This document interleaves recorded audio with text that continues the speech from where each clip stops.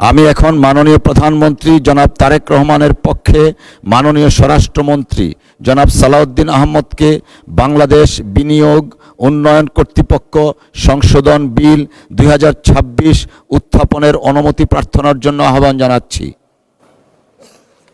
ধন্যবাদ মাননীয় স্পিকার। আমি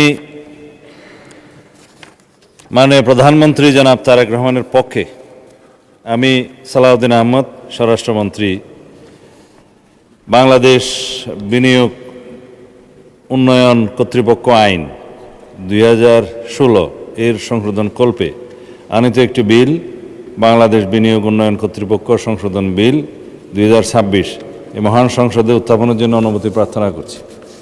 মাননীয় মন্ত্রী, আপনি বিলটি উত্থাপন করুন। ধন্যবাদ মাননীয় স্পিকার। মাননীয় প্রধানমন্ত্রী জনাব তারেক রহমানের পক্ষে আমি সালাউদ্দিন আহমদ স্বরাষ্ট্রমন্ত্রী বাংলাদেশ বিনিয়োগ উন্নয়ন কর্তৃপক্ষ আইন 2016 সংশোধন কল্পে আনিত একটি বিল বাংলাদেশ বিনিয়োগ উন্নয়ন কর্তৃপক্ষ সংশোধন বিল 2026 এই মহান সংসদে উত্থাপন করছি। ধন্যবাদ। বাংলাদেশ বিনিয়োগ উন্নয়ন কর্তৃপক্ষ সংশোধন বিল 2026 সংসদে উত্থাপিত হলো।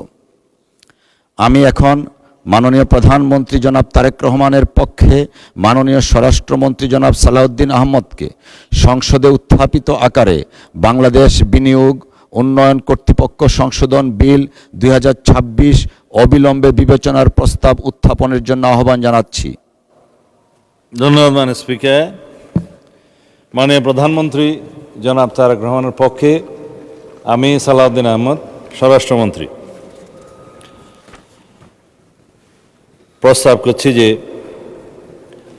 বাংলাদেশ বিনিয়োগ উন্নয়ন কর্তৃপক্ষ আইন 2016 সংশোধন কল্পে আনিত বিলটি বাংলাদেশ বিনিয়োগ উন্নয়ন কর্তৃপক্ষ সংশোধন বিল 2026 অবিলম্বে বিবেচনার জন্য গ্রহণ করা হোক। ধন্যবাদ মাননীয় মন্ত্রী। সংসদের সামনে প্রশ্ন হচ্ছে, সংসদে উত্থাপিত আকারে বাংলাদেশ বিনিয়োগ উন্নয়ন কর্তৃপক্ষ সংশোধন বিল 2026 অবিলম্বে বিবেচনার জন্য গ্রহণ করা হোক। যারা এই প্রস্তাবের পক্ষে আছেন তারা হাঁ বলুন। যারা এই প্রস্তাবের বিপক্ষে আছেন তারা না বলুন। আমার মনে হয় আবারও সর্বসম্মতিক্রমে হাঁ জয়যুক্ত হয়েছে, হাঁ জয়যুক্ত হয়েছে, হাঁ জয়যুক্ত হয়েছে।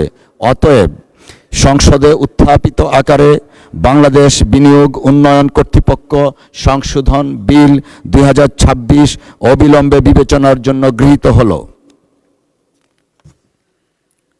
মাননীয় সদস্যবৃন্দ, বিলটির উপর দফাওয়ারি কোনো সংশোধনী নেই। আমি এখন বিলের দফাগুলো সংসদের সামনে পেশ করছি। সংসদের সামনে প্রশ্ন হচ্ছে, বিলের দফা 2 এবং 3 এই বিলের অংশ হিসাবে গ্রহণ করা হোক। যারা এই প্রস্তাবের পক্ষে আছেন তারা হাঁ বলুন। যারা এই প্রস্তাবের বিপক্ষে আছেন তারা না বলুন।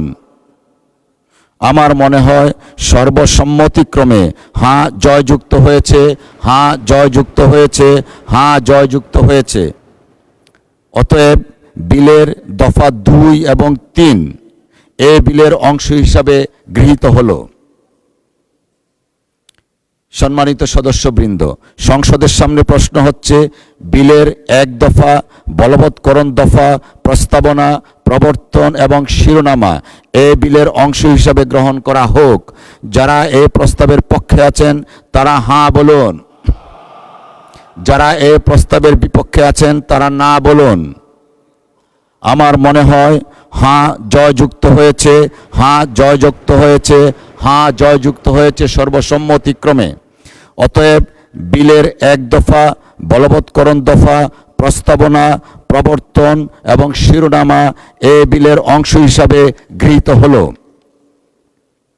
মাননীয় প্রধানমন্ত্রী জনাব তারেক রহমানের পক্ষে মাননীয় স্বরাষ্ট্রমন্ত্রী জনাব সালাউদ্দিন আহমদ, আপনি বিলটি পাশ করার প্রস্তাব উত্থাপন করতে পারেন। ধন্যবাদ। ধন্যবাদ মাননীয় স্পিকার।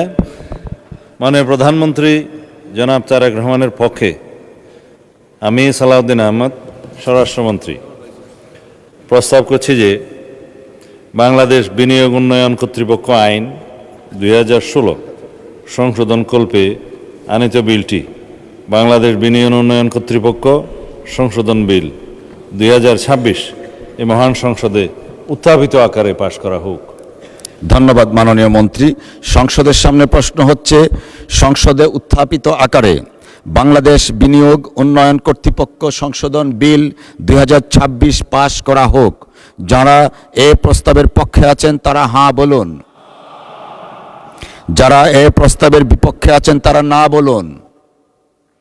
আমার মনে হয় সর্বসম্মতিক্রমে হাঁ জয়যুক্ত হয়েছে, হাঁ জয়যুক্ত হয়েছে, হাঁ জয়যুক্ত হয়েছে।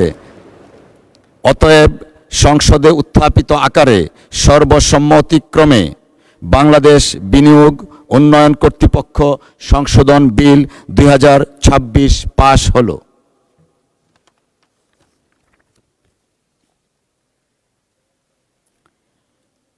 সম্মানিত